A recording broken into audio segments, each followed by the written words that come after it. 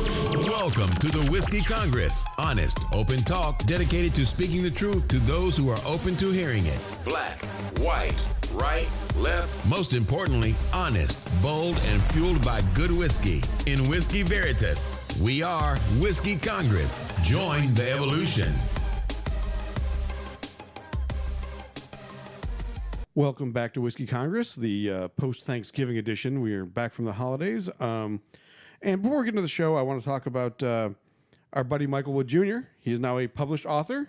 His new book, Crimes and Punishments in the 21st Century, is available on Amazon. We talked to him a little while ago, and he gave us a sort of an advanced manuscript. It's a really fascinating read. It's his thoughts on how to make the criminal justice system better. He's a real smart guy. He's spent a lot of time studying and writing, and definitely worth a read. So please check it out. Crimes and Punishments in the 21st Century by Michael Wood Jr. Had a good holiday, Steve. How'd you do? Can't complain, man. I got home to see the family. I don't know if we talked about this on the show, but my familial dynamic has changed a little bit where, my dad has moved out to St. Louis. His job sent him out there, and so my mom's staying back, and my dad's been away for a little bit. So what's weird is that it's not the first time I've been away from my parents. Like, I went away to college, right. I went away to law school, and then kind of came back to Ohio after the fact.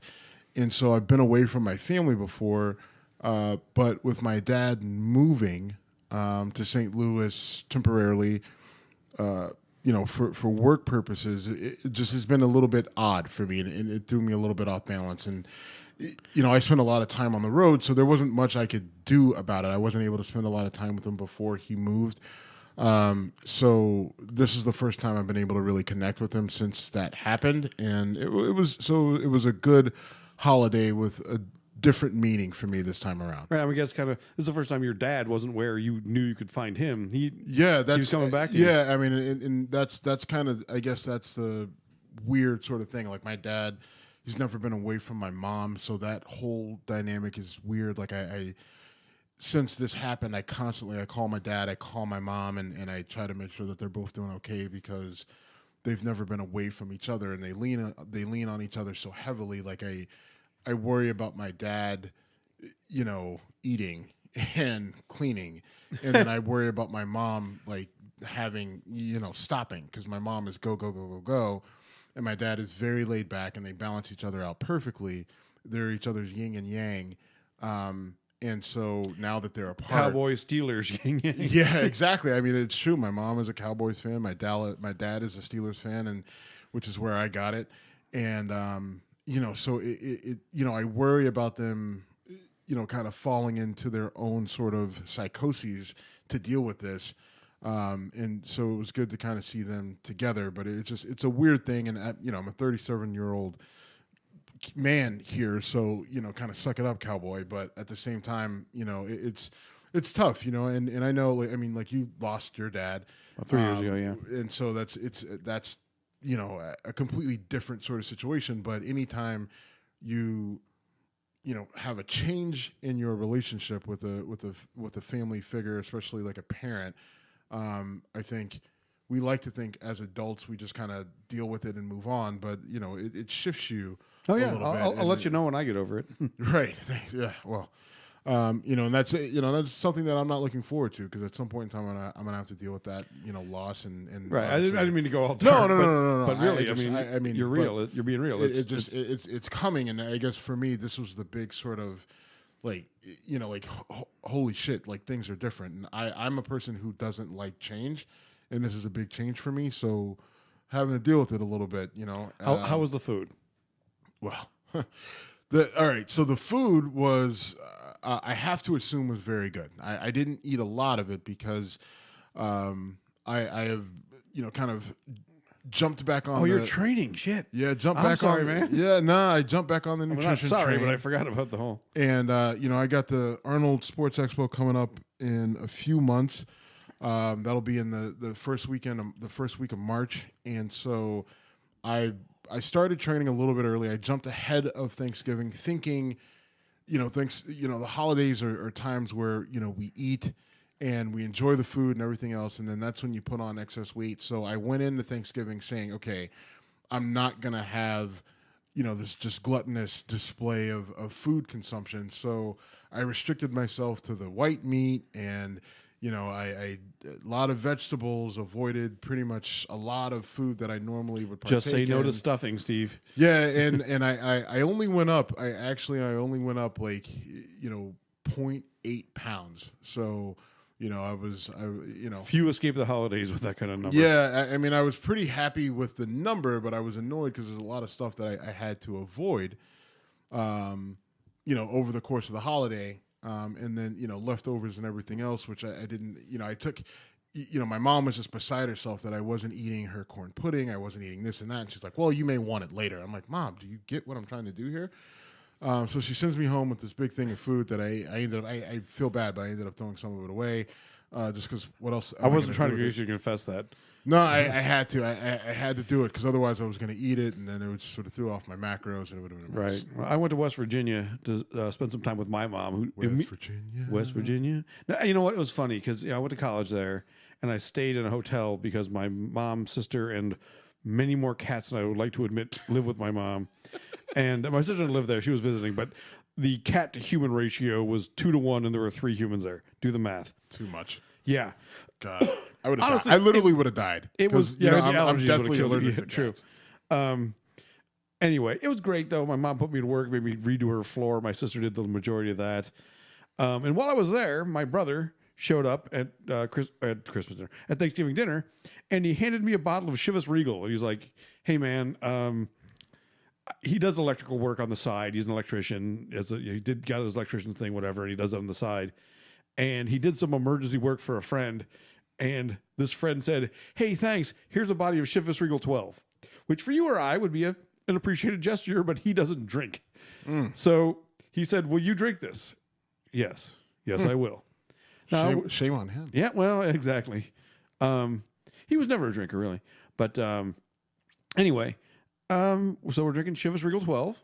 Yep, and so that's going to be our whiskey review for the week, for the day. So jumping right into it, tell me your thoughts. Real smooth, not a ton of flavor, very easy drinking. It kind of reminds me of a sort of middle to upper Johnny Walker. It's there. It's got, it doesn't have a lot of burn. There's really no smoke. There's no peat. So it's not my style of scotch, but for what it is, it's very good. It's good. I'm on the. I'll go first this time because people have accused me of hearing your score and then boosting it by 2. I'm going to go 86. Okay. Well, so Chivas Regal 12. It's a blended scotch, and when we say blended versus single malt. What it means is that you have a blended scotch is literally what it sounds like. They have taken multiple scotches. Sometimes they use multiple single malt scotches. Other times they use multiple blends, or they use a combination of blends and single malts. They use different types of malts, and then they use other cheaper spirits to boost, for lack of a better word, yeah. Kind of add a little bit of meat to the bones of the whiskey, and then they age it for 12 years, and then boom, there you go. You have a blended scotch. In terms of blends, Chivas is a middle-of-the-road scotch. They've got a decent presentation, and, the way the bottle looks, the way the label looks, that's important in the world of spirits. Because it's what draws your eye to it on the shelf. When you're looking, drives sales, doesn't drive taste. Right. I mean, it does, and that's important if you're talking about what's buying it. So they've done a decent job of presentation. It's a name that's well known. They spend a lot of money on marketing, and I guess for me, they could spend a little bit more money on the actual whiskey itself. It doesn't have a dynamic taste. I know some people who love Chivas, and this is their whiskey of choice. And part of that reason is because of that smoothness, right? Kind of a honey, sort of there's like honey and vanilla. It's very soft, but there's not a ton of flavor. There's not a ton that, you really grab onto and say, this is distinct and this stands out. A lot of the tasting notes are very subtle, and you need a very clean and refined palate to pick up on them because they're so subtle. And like you said, there's no peat, so there's no smoke, in which you don't need those things for a Scotch to be good. Those are like, we like It them. just happens to be things we like. Right. Yeah. Like, we like them because it just like they stand out. It's one of those things like peat and smoke make like they taste bad, and initially you don't like those things, but after a while you grow to appreciate them, and it's an acquired taste. And so I guess for me and you, that's our kind of our starting marker. But Right. there's plenty of good Scotches that have no smoke, no peat. They don't have that taste, and they don't have that flavor. If it starts with Glen, it probably doesn't have those. Right. But that being said, the Chivas, even though I'm saying you don't have to have smoke and you don't have to have this or that, this just doesn't. It's not a standout, and it's another one of those whiskeys that's mass produced. If you look at the ABV, like, I haven't looked at it, but I'm pretty sure it's 40 proof. 40% alcohol, 80 proof. It's not. You are correct. And it's mass produced, and it's going to be the same across the board, which is okay, which is fine. But it's a middle of the road Scotch. It's a decent Scotch that I would serve at a wedding, or some sort of gathering. Give us a score. Go ahead. It looks like you're setting it up to. No, I'm not. I'm just telling you. Like, it's one of those things where if you have people over to the house and you don't want to waste a good Scotch on them, then you give them Chivas, right? Like, if you got somebody, give it a number. hey, don't, like, I'm trying to explain it here. Don't rush me. The fuck are you? You're shitting on my brother's Scotch, man. What? I'm not shitting on your brother's Scotch. I'm just explaining what you use this for. Listen, All right.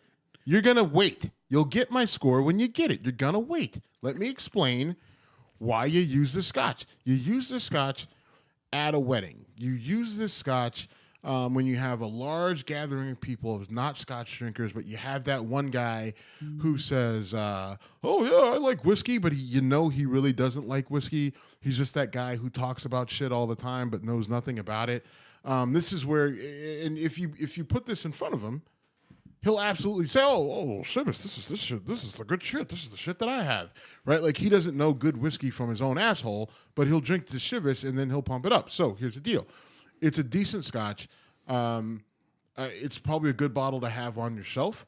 And so if I'm rating it, I'm giving it an 85, Okay. which I wrote down here. Okay. Yeah, we were gonna do a. Just so I got a little bit of shit because someone. that? Yeah, I see that. It's 85. I wrote that Someone down. gave me shit for basically listening to Steve's score and pumping it up by 2 points, which I was being honest, but we decided we're gonna do. One of us is gonna give it, the other one's gonna write it down. So, 86, 85, a good, nice, drinkable Scotch. Again, not necessarily my forte or yours, but lots of people will enjoy it, and it's definitely smooth. Right. And I mean, there's nothing. It's not a bad Scotch. It's just that there's plenty.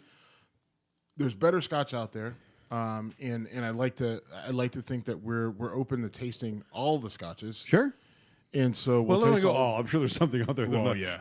Be careful with Right. all. I mean, we're open to any number of Scotches, and so it's not just the highest end of the stuff that we like, but I think we need to kind of taste a little bit of everything. Anybody who wants to throw a suggestion out there, please email us. Email us or Jim, hit us up on Jim Twitter. at or- Whiskey Congress or Steve at Whiskey Congress, or hit us on Twitter. We're open minded. So anyway, I was in West Virginia for the holiday, and I decided to stay in a hotel to avoid being eaten by cats in the middle of the night. And I decided that, like you, I wanted to try to take a little bit of care of myself over the holidays. I knew I was going to be going visiting a friend and doing some hunting and stuff and walking around the woods, but I went to the hotel gym on, I want to say it was Thanksgiving Day.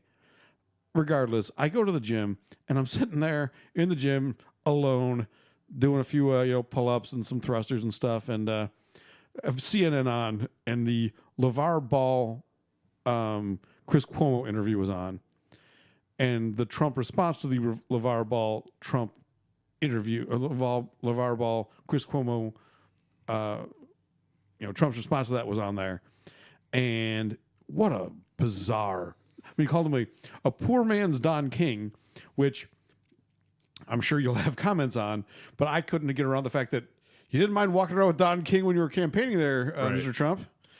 Well, I mean, I think it was, he didn't have a problem with Don King, but he knew, I mean, Don King looked like a joke, a caricature doing that. Don King is in his 70s. Right. He doesn't. But move Don around. King has been a caricature by design for a long Right, I time, mean, right? like, And the hair and the right, and so, watching Don King walk around with Donald Trump, it's just like, okay, Don, like, par for the course. make me relevant again. Exactly. Make Don King. We're gonna get a hat that says that. Get a red Make hat Don that says King relevant again. Make DK relevant again. But I think by Trump referencing Don King, it was to minimize. That was by design because he wanted to minimize LeVar Ball's impact overall, right? His importance. Like, Don King is an irrelevant character who hasn't been relevant basically since Mike Tyson, was a world champion, and is this older guy. He says he's Don King minus the hair, right? I mean, like, there's the age gap of people who would even know who Don King is, and then there's like the racial aspect of it. He compares him to another loudmouth black guy. I mean, and listen, LeVar Ball did himself no favors in that interview, in my opinion. I mean, some of it was unintelligible, some of it was there was no logic there. I kind of get what he's saying to a certain degree.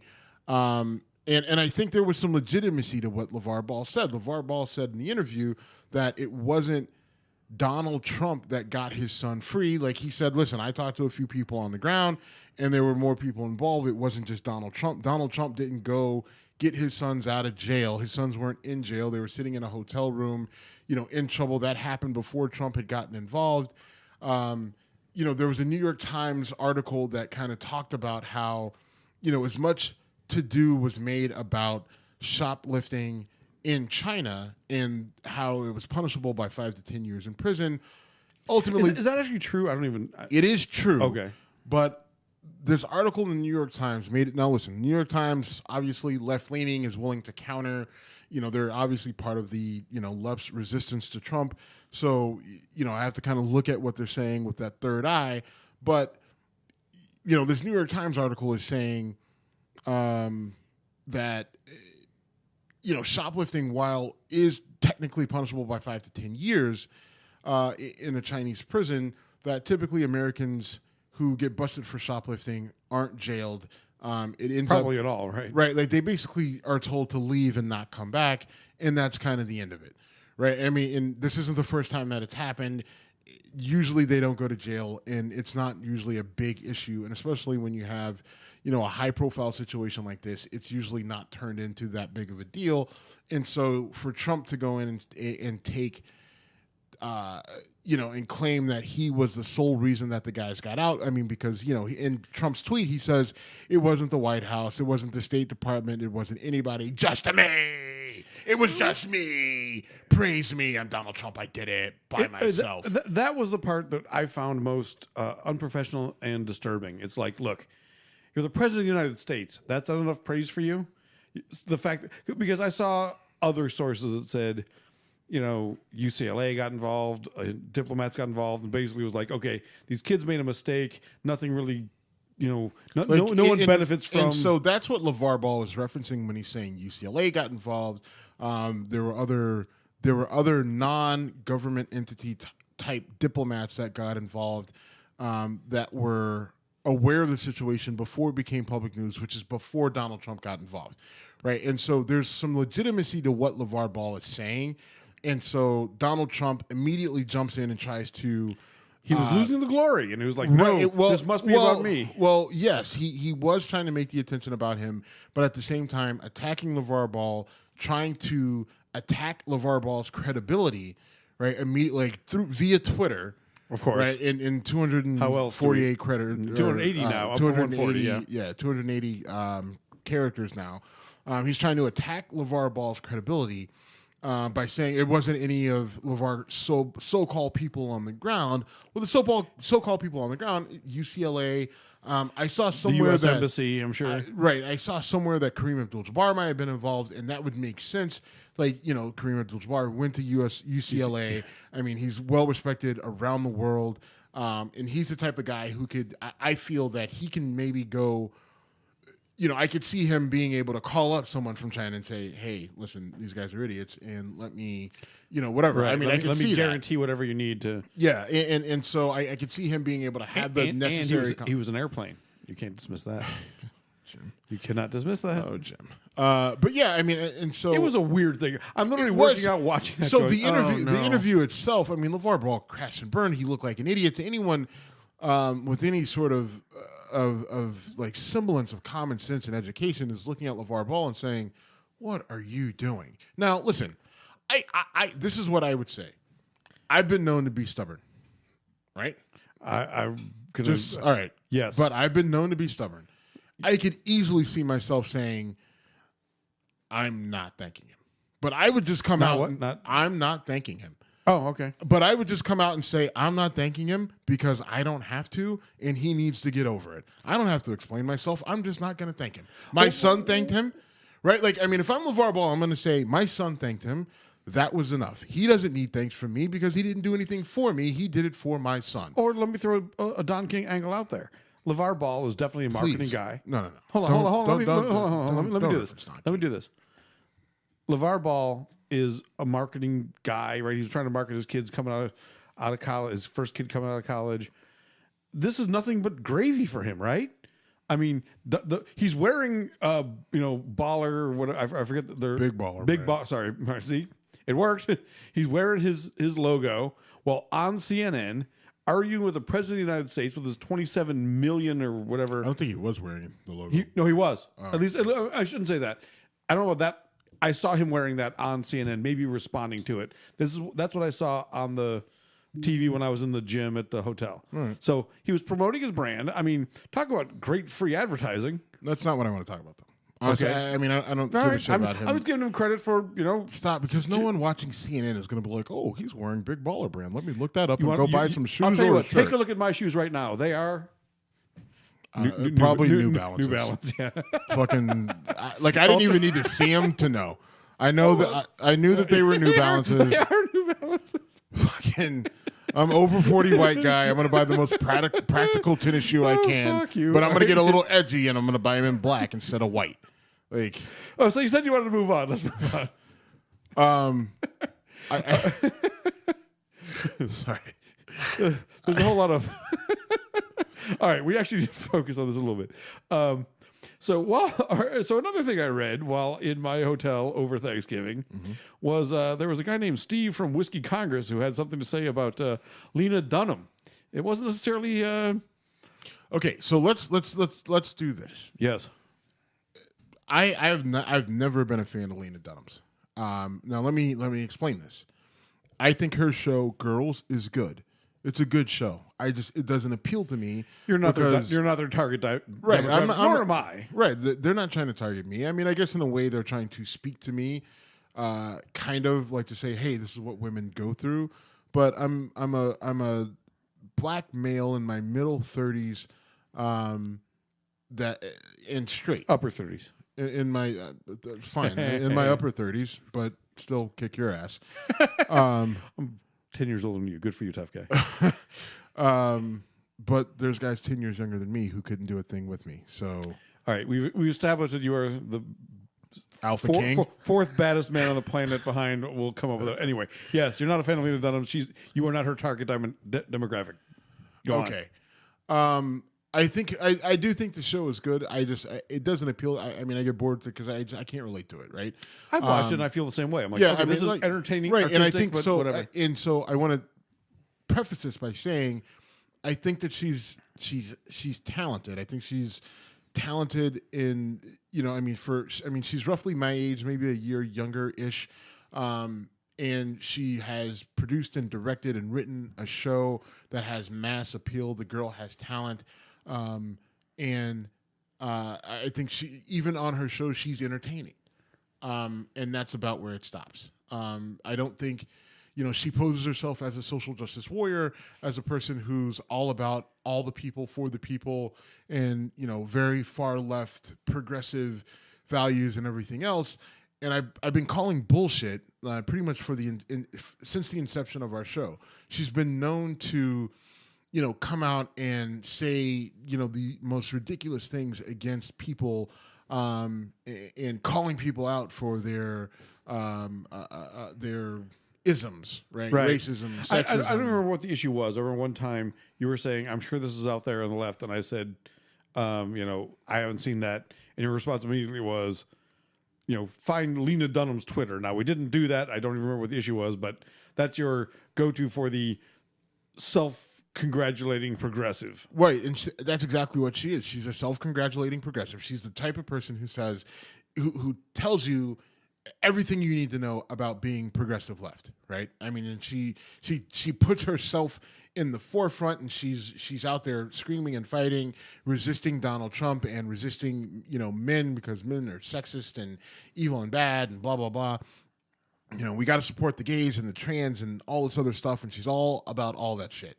And everybody and all white men are racist and the whole fucking tiddly do.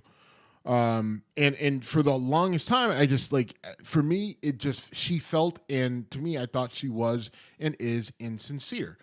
She didn't come across as legit to me. I called her on her bullshit multiple times. And she proved me right. I think she ended up proving me right. I liked your article. And I guess we should explain it, right? If you haven't read my article, that one of the producers on her show was accused of rape, sexually assaulting and raping a young actress on the show. The girl, I think, was 17 at the time. He was in his 30s. She's a girl of mixed race, and the reason why that's important, I'll get to in a moment.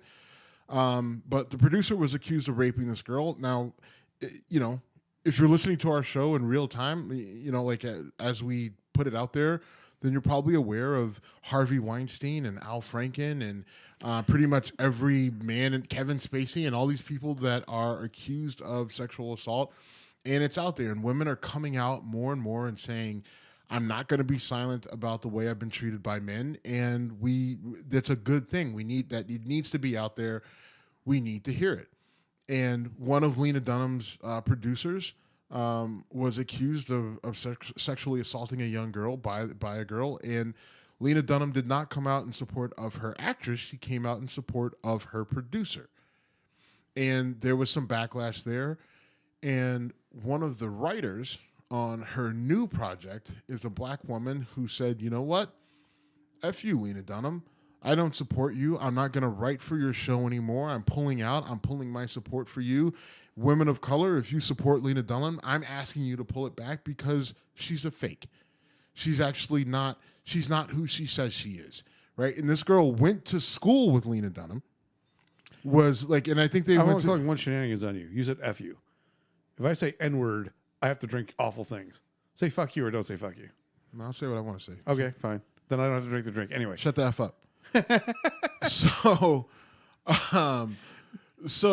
But this girl went to school with Lena Dunham, and she recounted her experiences of Lena Dunham and her friends, and talked about this idea, this thing called hipster, this clique, I guess. Right. Well, she talked about the whole thing of hipster racism, right? And hipster racism is, and I've seen it, I've experienced it. It's where you get very progressive, far left white kids who come from money, who haven't really had to struggle in their lives, and they come from the suburbs and everything's been handed to them. They go to private schools and they end up in college, and they're very far left in college at Columbia or Harvard or wherever it is.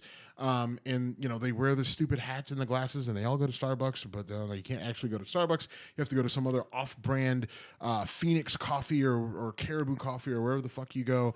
And they say asshole racist things, but then they say it sarcastically, and then they say that they're just joking, so that somehow mitigates the fact that it's kind of an asshole racist statement, right? And so Lena Dunham gets called. She's like, this shit, or her classmate said that Lena Dunham and her clique were guilty of this on a pretty consistent basis, of this whole idea of hipster racism, right? Like, they're fighting for the cause, and they want credit for fighting for the cause. They want credit for fighting for the cause, but at the same time, they're saying and doing pretty racist asshole type shit, right? And then they counter it by saying, well, I was just being sarcastic, or it's just a joke. Relax. I'm on your side. High five. Peace be with you, brother, and then move on. So, and I think in this case, your big beef is where the rubber meets the road, right? Because she's not jumping to the defense of Al Franken. She's not saying let's give a fair shake to Al or Harvey Weinstein. Not that I'm saying either of those things should be done, but when it comes to someone on her team, it's whoa. Right. Okay. I mean, and here's the deal. Right. But here's the deal. The girl. So you have a 17-year-old girl of mixed race who's saying I was raped. Right. If you're a social justice warrior, to me, that should send off all the alarms, and you should jump to that girl's defense and say, "Oh my God, I'm here with you. Let's figure out what happened and make sure that this doesn't happen again." We need to be fair that allegations are not. No. What we need to what she should have done, right, based on her previous statements, her history on sexual assault and sexism and misogyny and everything else, right, is you have a young, right, and she's all about everything, like white people are racist, but she's not. She's there to fight for the plight, like her whole thing of Lenny's letters, right? That's her new project. Yep. And the whole point of that project is to promote like women of color and their writing, right? Like, so she's like, listen, I'm here to support you guys, right? So you have a woman of color, you have a woman of mixed race, and this girl, like the girl who's making these allegations of rape, like she's not just some nobody. Like her dad was the dude in the wheelchair on Oz, the black guy. Oh, really? On Oz, Poet. right? Yeah. And then he's been in other stuff. You don't know hip hop shit. I know who Poet is. All right. Well, I mean, it's Oz. It was great. It was a great show. Right. I mean, come on. And I feel I'm still bitter about the last YouTube video where I watched. All right. Anyway, but we're also available. I'm mad at you. So we're also on YouTube. Follow our YouTube channel, please. But I methe this girl just wasn't some nobody. I mean, like she was. I mean, not that you have to be somebody to be defended, but the point is that all the markings were there for her to be able to come out, and so there's no reason why she shouldn't have been able to support this girl with no problem. But when it came down to it, when, like you said, when the rubber meets the road, she decided to defend her friend as opposed to going to the person who like listen, whom had allegations against her friend. Yeah, right. And we don't know what happened. Right, and maybe it's an allegation, maybe it's not true. That's where I was going to go. Which is fair. A whole lot of court of public opinion shit going on now. But this girl, you got a girl, you got a young minority girl who's saying that she was taken advantage of when she was 17 years old. My thought process is, give her the benefit of the doubt. Give her the benefit of the doubt. Yes. Prop her up, and at the end of the day, if she proves you wrong, then if it all bears out and she's lying, I completely agree with that. Or it's not true, or whatever, she then needs support fine. first and criticism second, right? Right. If it turns out that and you can support her without necessarily burying him, right? Yes, right. Yes, I mean, absolutely. you could just, I mean, absolutely. Like here's the thing. You know how this is what what she should have done. Not said anything. That would be another option, right? That's crazy talk, though. Shut your mouth, because, and I would have had no problem if she doesn't say anything, because chances are you're probably close to both these people, and you don't know what happened, and you need this to kind of sort itself out, right? You can, and we want it to figure itself out, but you're too close to both parties, so there's no reason for you to come out on Twitter or Facebook or on social media or anywhere and say anything. We don't need to hear from you, and that's Ms. Dunham. That's option B, right? To say that's option A. That should be option A. What you're saying is option A. Then there's option B, which is I'm very close to this. I'm not going to comment now.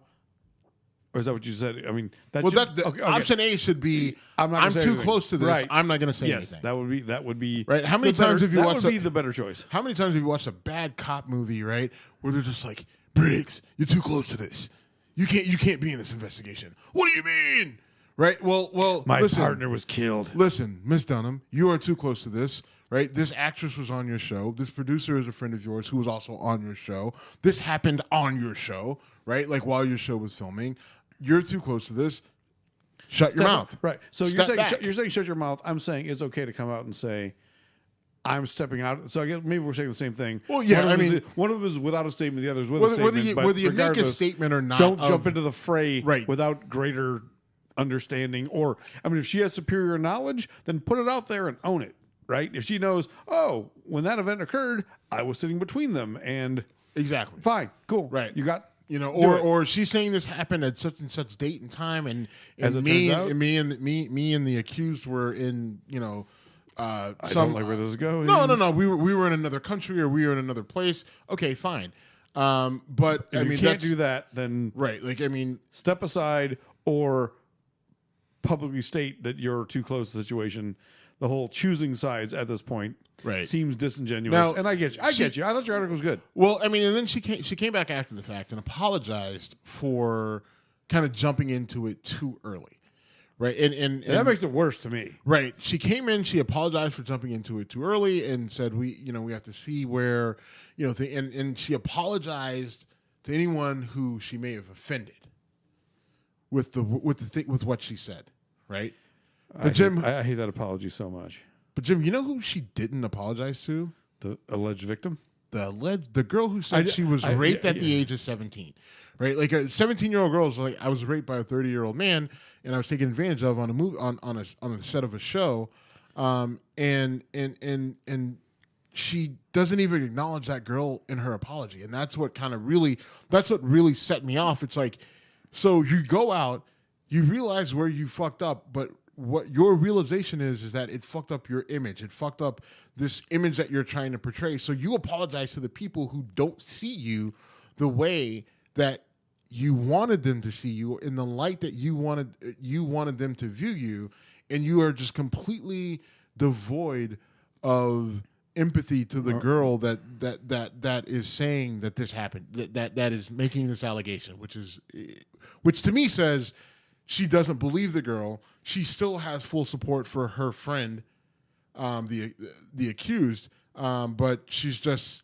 trying to kind of Toe the line, so to speak. toe the line and make up for the people that she pissed off, which is, to me, That's just a as garbage disgusting. move. I agree. But one thing you said that I mean, you and I have had this conversation on the show and off, and we've disagreed pretty aggressively, and I stand by my position is we need to not paint this with a broad brush, because sexual harassment, verbal harassment, and rape should not be in the same bucket. In this particular case, this is an allegation of literally sexually assaulting a young woman. That's way, way worse than saying something inappropriate, acting inappropriately. And what bothers me is when I say that, I get sometimes painted with you're justifying B because A is worse. And I am not doing that. And I fully acknowledge that mentality is killing us as a world, as a country, and as a world, in terms of, well, yeah, what about OJ? But Hitler did this. Okay, stop. I'm not recently I defended Al Franken. I actually made a video to defend Al Franken from West Virginia, and before I could publish it, more shit came out, and I had to. I chose not to publish until I know more. But what Al Franken is accused of, not appropriate, not cool, whatever. But to put that in the same category as, say, Roy Moore or Harvey Weinstein is it's maybe if you're going to tell me I can't say apples and oranges, it's at worst grapefruit and tangelos, because they're not the same fucking thing. And I'm loving the look I'm getting back in return. They're not there's a big difference between saying inappropriate, being inappropriate, and assaulting a human being. You want me to jump in and save you from yourself, or No. Nope. You want to keep going? I think I've said what I had to say. There's putting them in the same category, treating them the same, in my opinion, diminishes the really awful stuff. What this girl, that Lena Dunham. Okay, jump in. I get what you're saying. There are degrees to disrespecting women, sexually assaulting women, raping. Those People. are all. No, don't say. We talk Terry Crews. I've been treated badly in ways by women in power. I mean, Jim, not looking for sympathy, but I get it. Okay. If we want that story, we do it as a sidebar. It's a good story. We don't. If you do, email me, Jim@whiskeycongress.com. Let me. I get where you're coming from, and what you're saying makes sense. There are degrees to these various transgressions. Absolutely. There's a bigger picture here. Okay. And the bigger picture is women have to deal with an undue amount of pressure, disrespect, mistreatment, abuse that men just don't see. Some of it happens to men. Completely agree. Right. It happens to men. Like you have stories like, just wait. You said your piece. Relax. So you got the Terry Crews situations. You have the Kevin Spacey where it was like a gay dude on another dude or whatever. Like you have those sort of instances in those situations, but those are in the minority compared to what women have to deal with, from cat calls to things in the office to, butt grabs to tit grabs to, inappropriate comments to aggressive kisses, to, understood. I get inappropriate it. pictures Sure. to, just take a joke. Trust me. Wait. But it progresses to, passed out drunk, slipping a finger in, passed out drunk, rape, Wow. Actual physical rape, Yes. rape in an Right. alley, like all of there's all those different levels of what women have to deal with. And no, they're not all the same, but at the same time, it's all levels of disrespect and mistreatment that they have to deal with. So while you're saying, like, I get that, you get it. Okay, well, but you the problem is, over the last 100 years since we've kind of grown up as a society, we've tried the whole, well, we'll just do it in degrees. But what's happened is the little stuff gets swept under the rug, but everything that gets, like, the things that get swept under the rug are getting bigger and bigger, right? Like Harvey Weinstein sounds like a fucking monster. Yes. Right? And like there's a pattern of behavior there, and that entire pattern of behavior was swept under a rug for 20 fucking years. Yes. And but there's swept also under a rug by him for 20 years. It was probably swept under a rug 60 years before that. I mean, I think probably since the inception of Hollywood that was happening, which doesn't make it okay in any way. I'm just saying, don't make it sound like Harvey Weinstein invented that. I'm not at all. Okay. But all right. there's, I mean, he's the image. He's the person, yeah, right? and he's a disgusting human being. So this is where I don't want to characterize you, but you're Go ahead, you're not leaving. Do it because I'm going to come back with it. Right. I mean, this is almost 45-year-old white guy, even 46, but yeah, this is the middle-aged white guy sort of defense. Like, what's wrong with what I'm doing? no, that's not Okay, what I'm saying. but you have all. to What I'm understand saying that's is- how you come off. That's how you come off right now. And listen, this is bigger than you, right? This is bigger than you, and this is bigger than white guys, right? Like this is bigger than middle-aged white guys. This is bigger than guys in general, black, white, or whatever. All right, women are dealing with shit that we just don't have to deal with. All right, Terry Crews story, yes. The gay guys that Kevin Spacey hit on, yes. But this is mostly a women issue. All right, this is 99% a women issue. And the small stuff and the big stuff, while you say, oh, well, this isn't the same as this, you're exactly right. It's not the same, but the problem is when you let the little stuff go, you continue, like, as you let the little stuff go, you are willing to let more and more little stuff go, and that little stuff grows till you have people like Harvey Weinstein that are raping women in hotels and getting away with it, right? Here's where I totally disagree with what you're saying. I'm not saying let anything go. I could not fundamentally disagree with you more, because what I'm saying is when Right, you fine. when- I know what you're saying. No, let me finish. Let me finish. I'm going to tell you right now. All right, go ahead. What has to happen is overcorrection. You're having an overcorrection because this has been going on for so long. We've been making fun of this for like, listen, they've been making fun of the way men treat women in the workplace since I remember fucking 9 to 5 with Dolly Parton and Dabney Coleman and some of the Lily inappropriate Tomlin and Jane Fonda, yeah, great movie. Like, the inappropriate gestures that were made in that movie, which it's amazing because I haven't seen that movie since I was fucking 10. But I mean, like, we've been talking about this for, like, I'm 37 years old, and I can remember as far back when I was 7 years old, like, jokes being made about this type of behavior in the workplace in movies, okay? So chances are, so to your point earlier, this has been going on way before that. Like, if it got to the 80s when they were making fun of it, right, then chances are it's been known in Hollywood and in that realm for 20 to 30 years before that, right? 95 probably was 70s, by the way. True that. But I mean, so my point is, a lot of things were let go for a long time. So now we're at a point in 2017, at the end of 2017, now you're seeing an overcorrection.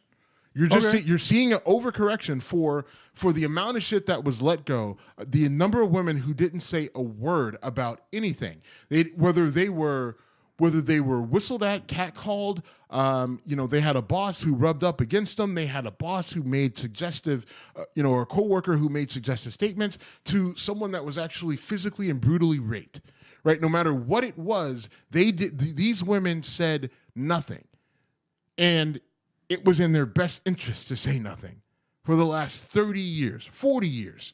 Right? 50 years, 70 years, 60 years, 120 70 years, 100 whatever. years. But But years. it was in their best interest to say nothing. And so now, unfortunately, you don't get the opportunity to say, well, I'm not saying don't speak out. I'm just saying don't treat a shoplifter like a mass murderer. I'm saying you don't get to make that distinction. Sorry. No, I'm saying you just don't get to make hold it. Hold on, anymore. why not? Why can't I say? Because it's so rampant. It's so bad that you have because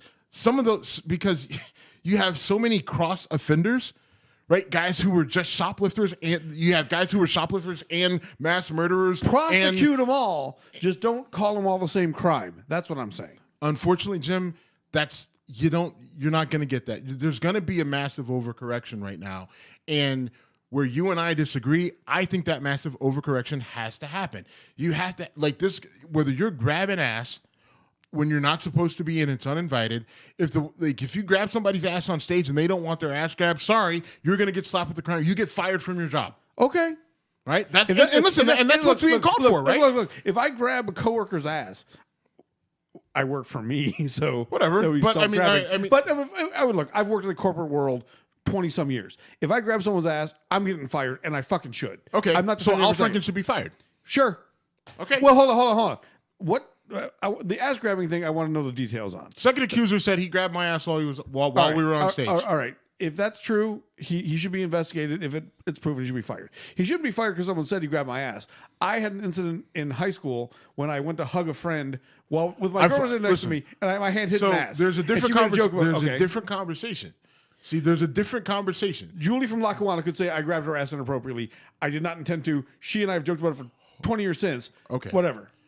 There's a different conversation between your initial argument and what you're saying now. Okay.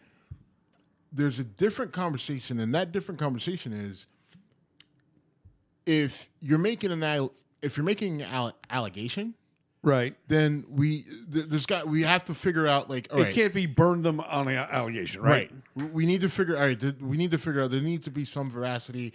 We need was the person actually there? We need to go through and look at the timeline, feasibility. Is it possible? Is there any sort of proof? You are still innocent until proven guilty, right? If you want to charge them with a crime, you are still innocent until proven guilty. But some of the stuff isn't criminal, right? I mean, like some of it outside of the statute of limitations, some of it isn't actually a crime, but there is. I come out as the son of a bitch in this whole thing. No, it's not. But I mean, like when you go to the I mean, we can't and I get exactly what you're saying. We can't lump everybody together, but at the same time, listen. The mistreatment of women overall from the smallest scale to the largest scale has been going on for centuries.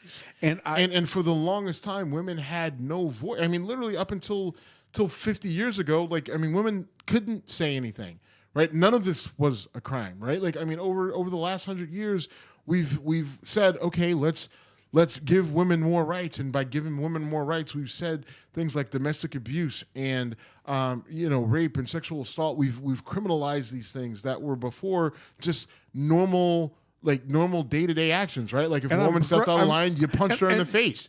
You know, I mean, True, that time right? existed. There was I've a time never where defended that. right. I mean, and I'm not saying that you defended it, but the problem is while we have said, okay, some of these actions are criminal actions, we put time limits on the amount of time that we can prosecute these actions, and then when a certain amount of time goes by and a woman doesn't say anything, then there's assumptions that are made. Right? Like there's assumption. Well, I mean, it was a long time ago. If it was really that big of a deal, you would have said something when it initially happened. I'm not accusing you of saying that, but Jim, when Go you on. when you go to the card of, well, we can't lump all these guys in the same basket. You know, we need to have degree. I'll agree with you that there are degrees and variances of mistreatment and sexual abuse and sexual harassment. Absolutely agree. But when you have men in power, right? When you have these men in power, whether they're congressmen or Hollywood stars or CEOs and executives, well, unfortunately, you're going to get lumped in the same. Well, okay, so that's the part I'm not objecting to. In fact, not only I'm not objecting to cross industry. In fact, I think one of the biggest injustices is the fact that it started in Hollywood and then trickled down to politics. Maybe you could say it started with politics with Trump and the grab by the pussy thing. But Harvey Weinstein, to me, seemed to have started the snowball rolling.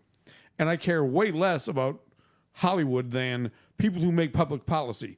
No disrespect to the victims, just, you know, the idea of someone making a movie versus someone enacting laws that could impact the lives of the entire country. Again, apples and oranges. Not saying that what apples did are okay, but the impact they have is way different than oranges. I mean, Al Franken, I've been very clear that I'm a fan of the guy. I am very disappointed in what I've heard. You got to go. Okay, you know, I think he had to go. All right. So in my opinion, he had to go off the first allegation. Now that there's a second allegation, I think he's got to go. See, I totally disagree with you because the person that made the first allegation said he doesn't have to go. So why are you more offended than her? It's not that I'm offended. It's just that, like, listen. She said, "Don't." I don't care, but it's not. Why doesn't her opinion matter more than yours on that? It's no longer about her opinion, Jim. It's not about her opinion. I can't trust her opinion because you're talking about a man in power. I don't know what he said to her. I don't know how he's tried to influence her. Like that's why it doesn't, like, he's again a person in the position of power. She's a radio show host. So she you're has no saying impact on him. He has so no you're impact on her at saying the time, right? You saw what he did, right? Like he Was it got the we're talking picture. about the groping video. Right. I mean, he's photo. Yeah, right. I mean, I would never do that. Right. I wouldn't either. Right? I sure as hell when someone asked someone to take a picture and then of it. I wouldn't ask someone to take a picture of it, Which right? shows a couple things. It shows A, bad decision. B, you don't think you're doing anything is a big deal because you asked someone to document your really bad decision. My point is, the woman that was the victim of that act said, "I don't want him to resign." So why should he resign because public opinion or you say he should when she is saying don't? Because you have to look at the action in and of itself. Is that acceptable? If she was your daughter, how would you react? I don't. All right. See, I hate that argument. I don't care if you hate it or not. How would you react? I would be pissed. And if I saw Al Franken, I'd punch him in the fucking nose. Okay, And, right? and if And my so- daughter said, "Hey, Dad, don't punch him in the nose," I might still do it. Okay. But So here's if- the deal. Okay. Here's the deal. Stop right there. We can't. I'm sorry. You can't be in a position. I can't have you in a person as because of your decision making, right? Because of your thought process and decision making. You can't be. You don't. I can't trust you in your position anymore, right? I thought you because of everything into. He's come out and he condemned Harvey Weinstein. He condemned other people who have been accused of sexual assault. And then I turn around and I see you doing those type of actions. I can no longer trust you. You're in a position of power. I want you out of that seat. Goodbye. I don't care what she says. It's fine. It's fine. I think her opinion trumps public opinion. It doesn't. You can say that. I disagree with you. Why is she saying that? You know why she's saying that? Because she doesn't want to be the person who said, "I want Al Franken out of his seat." All right? She wants her cake and she wants to be able to eat it too. All right, she wants to be able to so- say, "Listen, I thought this was wrong, but not wrong enough for him to, lose his job." Right? Like, I mean, she there's a reason why she felt the reason to come out and speak, but now she also knows she doesn't want to be in that position where, like, because she doesn't want the blowback and the backlash from people from people that support Al Franken and saying you're the reason that he's out of his seat, right? Like, she wants to be able to say, hey, he did me dirty, but I'm not. In my opinion, you're not projecting onto her. What? You're projecting onto her. How do you know why she's saying that? Nah, bro. No. Pause. I'm telling you, Al Franken needs to lose his job because of his poor decision making. Period. Right? You're saying that he doesn't need to lose his job because one person said she doesn't? No, the person he did the act that you're talking about, though. Okay, what if he would have fucking raped her? What if he actually would have fucking raped her in the act? Exactly what if he would have raped her? What if he would have raped her and she said, "Well, I didn't want him to fuck me, but he did, and it was non-consensual, but I don't think he should lose his job over it." Okay, what do you say? I say you're accusing him of rape, charge him with rape, put him through the criminal process. Did he commit a crime? Jim, that's not what I said. I said no, Jim. I said if he raped her and then she comes back and says, "Well, he did rape me, but I don't think he should lose his job." So should he lose his job? Well, if he's convicted of rape, he's going to jail, and that tends to promote. Jim? You're losing me on this one. It's unbelievable. I wish this was fucking live because this is unfucking believable. It is live. You're fucking why? Okay. We're recording this live. Because I need someone else with fucking common sense to come in here and see this. Whether she says the victim shouldn't be allowed to say what the victim doesn't get to choose. The victim doesn't get to choose. I'm sorry. Yes, because she's a victim. Now it enters the court of public opinion, and her public opinion trumps her. Yes, it absolutely does.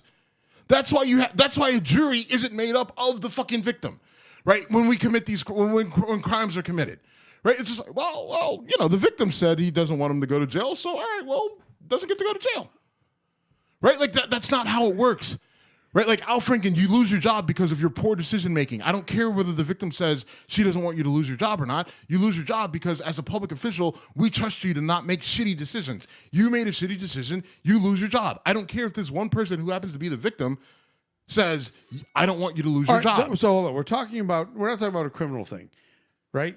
No. We're talking about public opinion. We're talking about why is what the victim feels not more relevant than what the general public wants to It's not because his job is to part of his job is not making shitty decisions. His job at the time was to be a comedian at a USO event, right?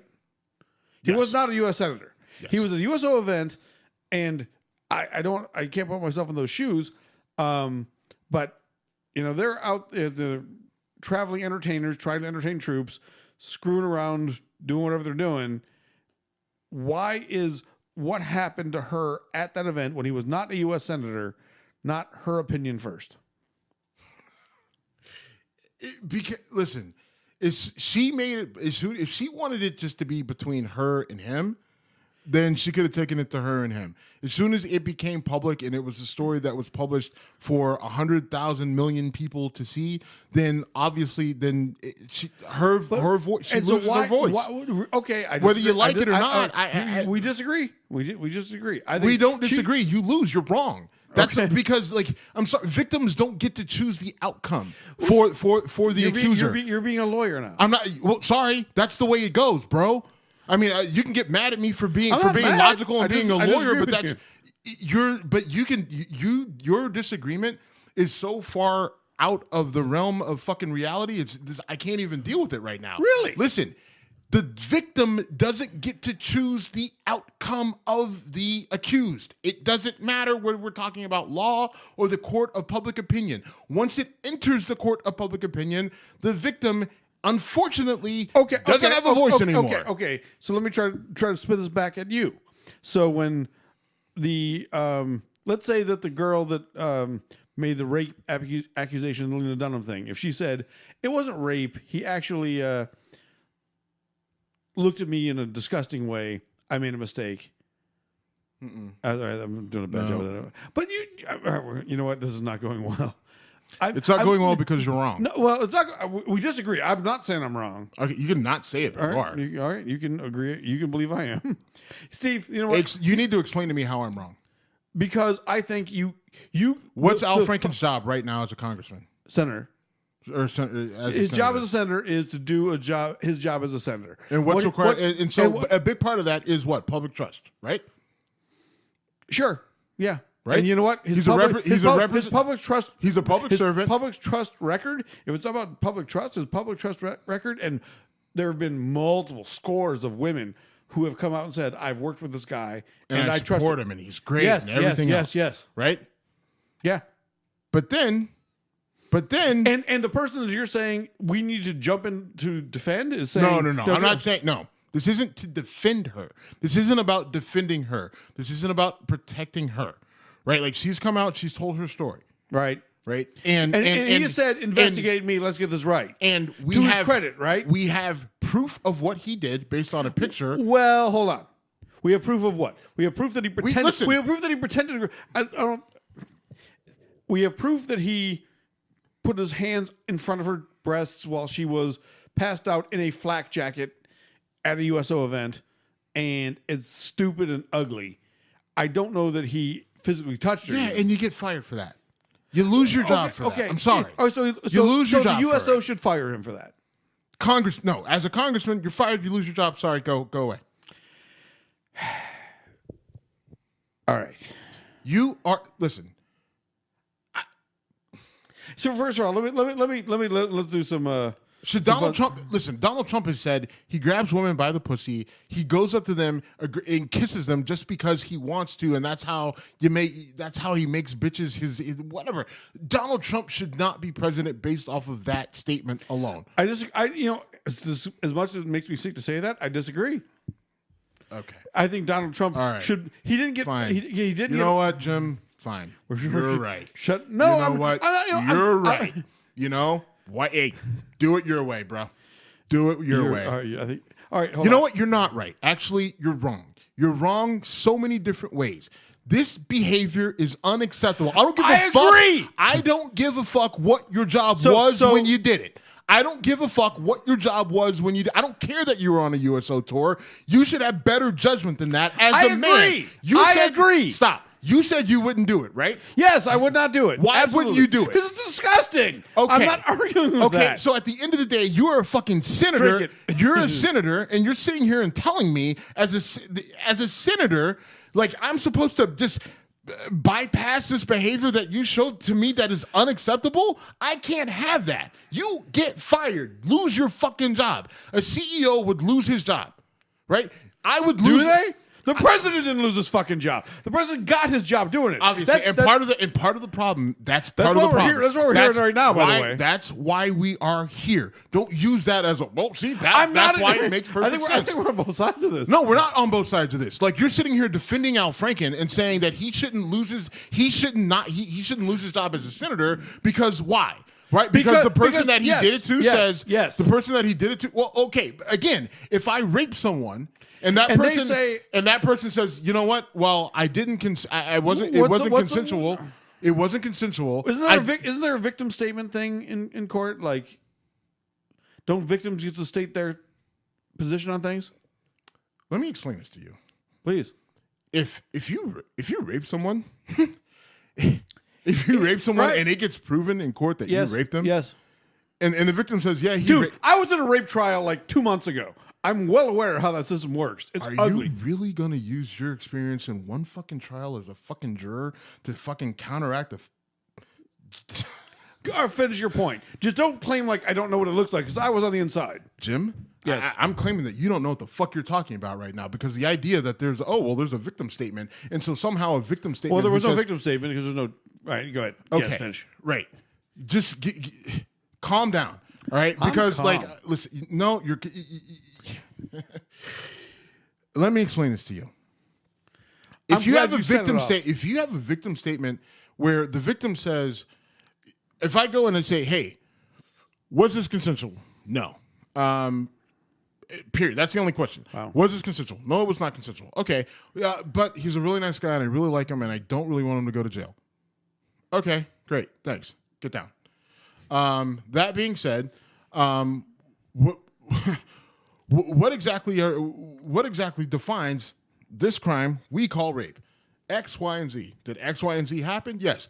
Oh, but the victim said she liked him and he was a really swell guy and she didn't want him to go to jail. Great. Has nothing to do with anything that you're taking back to the jury room, right? I mean, I think we're talking about sentencing, or we're talking about conviction here.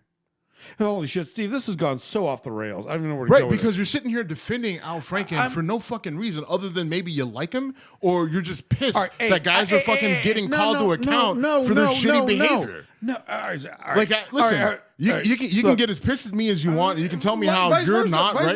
No. Here's the deal. You're yelling at me is more than I'm yelling at you. I am yelling at you because I'm trying to save you from yourself. You are fucking this up royally right now for yourself. All right? Like, I mean, and listen, take this episode, let every woman that you know listen to it, and then come back to me. Like I'm going to hide it from anybody. No. I want you to take it and directly and tell girl X, Y, and Z to listen to the episode, and then I want you to see how I'm just curious to see how they side with you. Steve, I will be very curious. I will be very curious. Look, here's why I love doing the show with you. I don't care about why you love doing the show with me. I don't care if you don't care. Here, I'm going to do this anyway. I want to have open, honest talk. I got called out in West Virginia this week about being, quote unquote, too intellectual. Well, we're not doing that tonight. I totally believe everything I said. You're sure not. All right.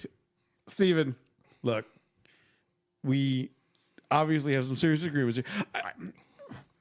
I would love to hear the feedback because the disagreement here worries me, Jim. Why? It worries me because... What do you think I'm saying? Let's try to do that, because one thing that falls short in most conversations is getting off track. And I've been watching way too many political YouTube debates. So I'll tell you what, let me be even more fair. Let me try to state what I'm trying to get across and let you retort.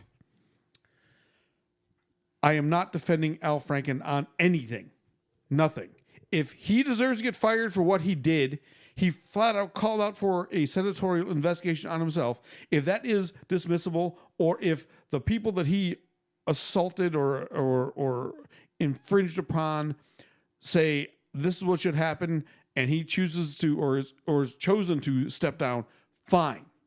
I'm saying do not lump him as a creepy, weird older guy who did not attack a person in the same category as those who did. Because there are those people out there all over this. And my thought is, when you try to lump everything into one bushel, you fuck it up, because the people who shoplift get treated the same as the people who are serial murderers. And I want to make sure the serial murderers don't get away with their stuff because it's treated on the same plane. Your floor, sir. My thing is, whether it's a picture or it's a forced kiss, whether it's a grab of the ass, whether it's unwanted grinding, whether it's unwanted fingering or unwanted fucking, it all has consequences to the psyche of a young or old woman, no matter what. And again, I said we're going through an age of overcorrection brought on by Harvey Weinstein. And you're saying they all can't be prosecuted in the same bucket. Fair. From a criminal standpoint, you're right.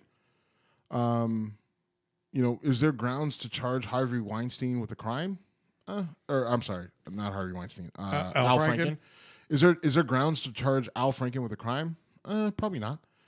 And he's not being charged with a crime. But he might lose his job over it. Okay. And if he loses his job over it, I agree with it. I think he should. Quite frankly, because given his outrage, right, against people like Harvey Weinstein and some of the other people and Roy Moore and other people he's spoken out against, for this to come out, like, really? Oh well, that was the old me. That was comedy me. I'm a senator, so I'm different now. Are you really? I mean, you were a fucking 45-plus-year-old man when that shit happened. So you mean to tell me because you've been a senator for however long, like you've had these big changes in your personality and who you are? I don't know if I actually agree with that. So my thing is, Al Franken, I'm sorry.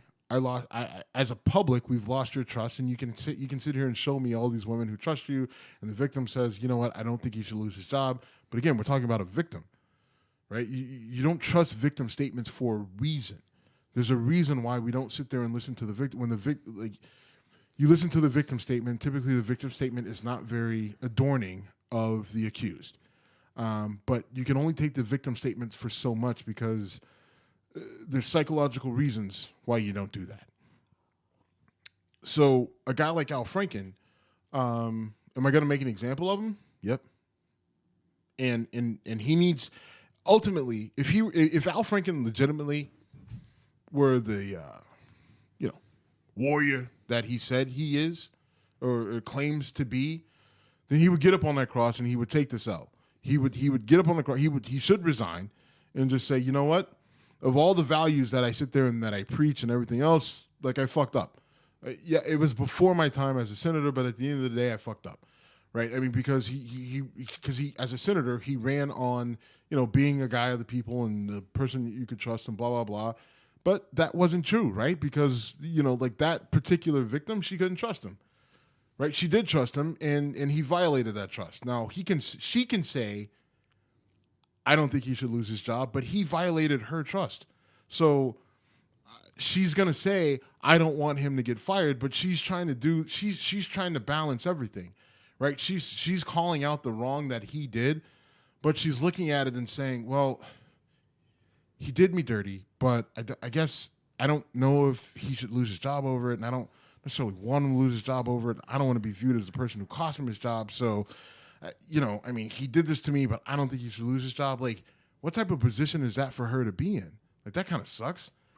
And so I think you take it out of her hands, and he loses his job, right? Now, I'm not lumping him in the same category as a Harvey Weinstein. Harvey Weinstein should be in jail. Yes. Right? And but I'm going to, listen. And Roy Moore maybe should, but it's past the day, right? Roy Moore, he can't because of the statute of limitations, but Roy Moore is an asshole, right? Louis C.K. is an asshole, is an admitted asshole. And that's a great differentiation. Because I'm fans of both of those guys. And Louis C.K. is paying a price for his indiscretions. Right? And financially, anyway. No, he's not a senator, but I mean, the studios are pulling his projects, and he's not going on stage, and he's not going anywhere, and that's a price that he has to pay, and Al Franken needs to pay a price for it, not just I said I'm sorry. Like, Al Franken needs to pay a price. It needs to, because if he doesn't, and this is the biggest thing. She came out and said he violated me. We saw proof of it, right? And if the only punishment is Al Franken put a thing out on Twitter calling for his own investigation, but nothing happens, he doesn't lose his job, and he goes on and continues to be able to do what he has to do other than a minor, 2 months where he had to answer questions, then what really happened, right? Like, what was the point of her coming out? Like, I mean, and what's the deterrent? Where's the justice in that? I don't know what the justice is. I just want to say that the person that what's more important, like the fact that you like Al Franken? You want him to be what's more important to me is that the person that says, here's what happened and here's what I want or expect out of this should not be exceeded by public opinion. Well, public opinion, in the vast majority of, that's why law, that's not how law, public opinion, none of that. Lose your job is not a law thing, right? Right. It's a public opinion thing. And why should her opinion be trumped by public opinion, no pun intended? Listen, ultimately, the state of Minnesota, right? Well, the USO thing happened overseas. No. But yeah, Minnesota's where Al Franken. Minnesota is going to determine whether he keeps his job. Hey, if Al Franken is voted out by Minnesotans, I have no problem with that. I respect that. That is how it should work. And my whole point is that Everyone in Minnesota right now Judge it. Absolutely. are the ones who should be saying, Yes. fuck this guy. Yes. That's what I'm saying. Minnesota not saying voters should make the decision. I'm not saying he should lose his job arbitrarily. Like someone should just come in with an axe and cut him off and say, "Boot, you're gone." What I'm saying, if I were in the state of Minnesota and I had a vote, I'd be like, "Peace, get the fuck out." Totally fair. All right. Finally, we're on the same page. When Al Franken is on the ballot next, or if Al Franken chooses not to be on the ballot next, or if he chooses to or if the state chooses to put him on the ballot, it should 100% be up to the citizens of Minnesota. And if they say you are no longer qualified to be our senator, then that is a totally different question. And I totally agree. It should be up to those citizens. That is democracy, Stephen. That is democracy, James. I love democracy. All right, brother. Yeah, I do. Democracy about whiskey too. It almost seems like for our love of democracy, we should have a third person, so we could have a true democracy. Who's the at Whiskey Congress? Who's that going to be? I don't know. I also don't think we can have it. I don't know if there's we a third need at person least 6 or 8 who or can something. handle the windstorm. Fair enough, Stephen. Despite your objection to me loving doing the show with you, I love doing this with you, man. It was good talk. You get mad at me all you want. I'm not mad anymore. I didn't throw anything at you. No, you didn't. But I think I there are didn't a few physically instructions, though, assault you. Not yet. But now you got the headphones on. I have. Listen, Oh, I you got have. bottle I have caps. 2 bottle caps. Bottle I have caps a stocked pen. up. I have a bottle opener. I did not realize the. I have a box. I did not realize. I have plenty of things I had that I no could idea have. the weapon. I could have yes. thrown at you. Stephen. I could have assaulted you, You with. could have. You could have. And then in who your was victim that? statement, you could have said, "I don't think he should go to jail." Oh no, I because-" wouldn't say that. Oh, okay. Put that motherfucker in jail Oh, okay. for a long time. Oh, okay. And send him to And that's Minnesota. where Minnesota. that's where my lawyer would have argued to disregard the statements of the victim. Listen to this show. I love you, man. Mm-hmm. Good talk. Enjoyed it. Let's talk a little bit about sports, and then we'll call it a night. But let's shut this down. We'll do a bonus show about sports. All right. Yep. All right. Later, brother. I really, really enjoyed it. Mm-hmm.